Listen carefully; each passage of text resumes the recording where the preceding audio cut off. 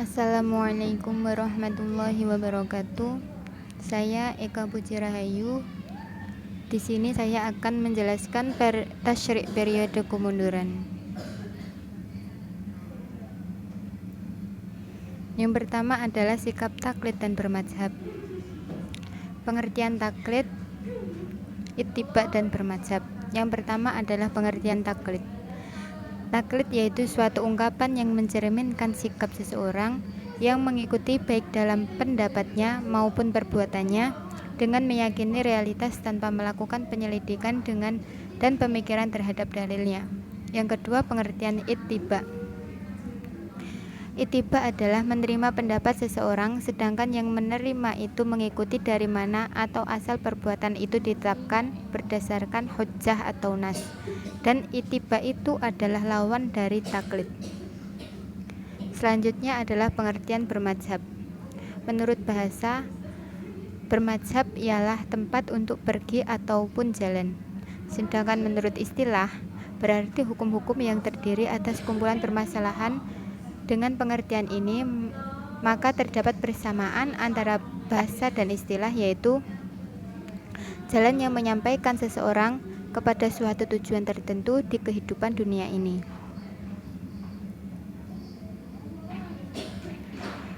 Pada poin selanjutnya, yaitu tentang sebab-sebab terhentinya ijtihad. Sebab terhentinya ijtihad itu muncul karena adanya anggapan bahwa tertutupnya pintu ijtihad. Menurut Ibrahim Hossein, mereka berpendapat bahwa pintu ijtihad itu tertutup yang beralasan bahwa satu, hukum Islam, baik dalam bidang ibadah, muamalah, munakahat, jinayat, dan sebagainya, seluruhnya telah lengkap dan dibukukan secara terperinci dan rapi, sehingga tidak perlu lagi adanya ijtihad baru. Yang kedua, mayoritas ahl sunnah yang mengakui mazhab 4. Oleh karenanya, tiap-tiap yang menganut mazhab al-sunnah haruslah memilih salah satu mazhab saja. Ia pun harus terikat dengan satu mazhab tersebut. Yang ketiga, yaitu membuka pintu ijtihad. Selain merupakan suatu yang sia-sia, juga membuang-buang waktu. Yang keempat, sejak abad keempat tidak ada seorang pun ulama yang berani menonjolkan diri sebagai mujtahid mutlak. Hal ini menunjukkan bahwa mulai saat itu syarat-syarat seorang mujtahid mutlak tidak mungkin terpenuhi.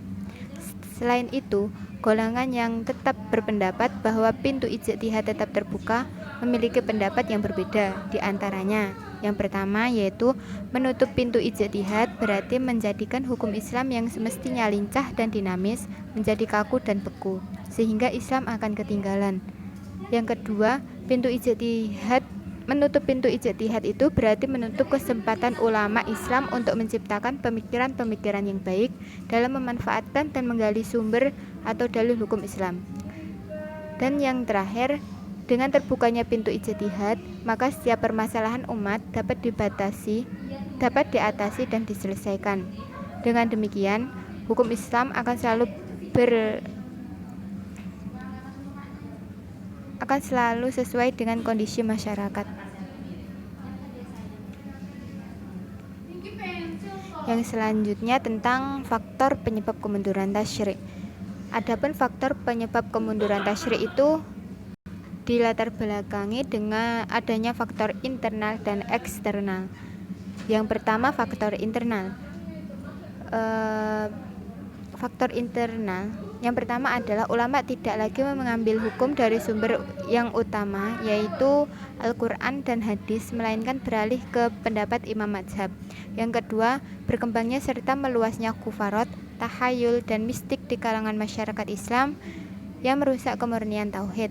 Yang ketiga, munculnya kejumhutan berpikir karena hilangnya semangat ijtihad. Yang keempat, ulama terlalu banyak mengkaji dan sikap kagum yang berlebihan terhadap pemikiran dan pendapat ulama mazhab sehingga terlena dan kehilangan kepercayaan diri. Yang kelima, para ulama terdahulu sangat produktif dan kreatif. Hampir seluruh lapangan ijtihad dijajaki sehingga seolah-olah tidak memberikan sisa untuk melakukan ijtihad untuk ulama-ulama sesudah mereka. Yang keenam yaitu munculnya ulama-ulama yang tidak mumpuni. Yang ketujuh adanya intervensi kekuasaan yang menganjurkan agar mengikuti mazhab yang dianutnya. Yang kedelapan, pemerintah sudah tidak memperhatikan lagi perkembangan ilmu pengetahuan. Yang kesembilan, kesatuan dan kekuatan umat Islam telah terpecah. Yang kesepuluh, adanya fatwa yang menyatakan tertutupnya pintu ijtihad. Yang ke-11, munculnya kesenangan masyarakat terhadap harta. Yang ke-12, hasil memiliki sikap saling curiga antara pengikut mazhab. Yang selanjutnya adalah faktor eksternal. Yang pertama adalah bangkitnya kalangan Kristen Eropa, adanya serbuan bangsa Mongol, dan munculnya beberapa negara baru.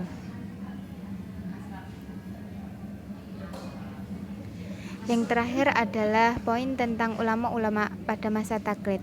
Yang pertama, fuqaha Hanafiyah. Yang pertama adalah Abu Hasan Ubaidillah bin Hasan Al-Qarhi. Yang kedua Abu Zaid Abdullah bin Umar bin Al-Dabusi Al-Samarqandi. Yang ketiga Ali bin Muhammad Al-Bazdawi. Yang keempat Abu Ishaq Ibrahim bin Al-Safar. Yang kelima Ali bin Abu Bakar bin Jalil Al-Farkhoni. Yang kedua adalah fuqaha Malikiyah. Yang pertama adalah Muhammad bin Yahya bin Lubbah Al-Andalusi. Yang kedua Abu Bakar bin A'la Al-Kushairi. Yang ketiga Abu Ishaq Muhammad bin Qasim bin Sya'ban. Yang keempat Muhammad bin Haris bin Asad Al-Khusyani.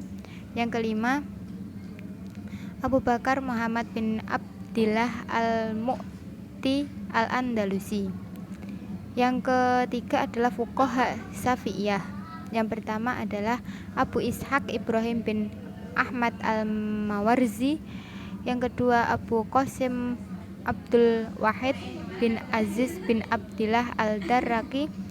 Yang ketiga Abu Ashim Muhammad bin Ahmad Al-Harawi Al-Ubadi. Yang keempat Abu Hasim Abdul Wahid bin Ismail Al-Rawiyani. Yang kelima Abu Al-Qasim Abdul Karim bin Muhammad bin Al-Quswini. Yang keempat adalah fuqaha Hanabilah.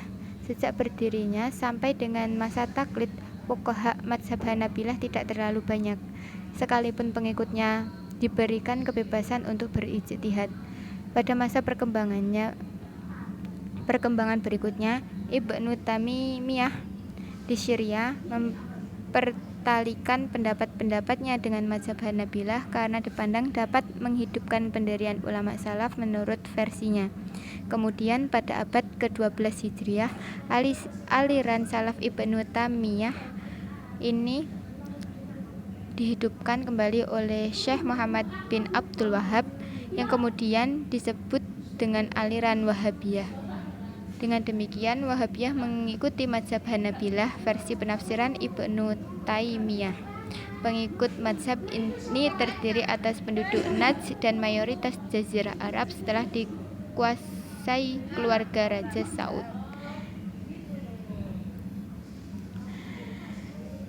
Mungkin cukup sekian yang bisa saya jelaskan. Ada kurang lebihnya saya memohon maaf yang sebesar-besarnya. Wassalamualaikum warahmatullahi wabarakatuh.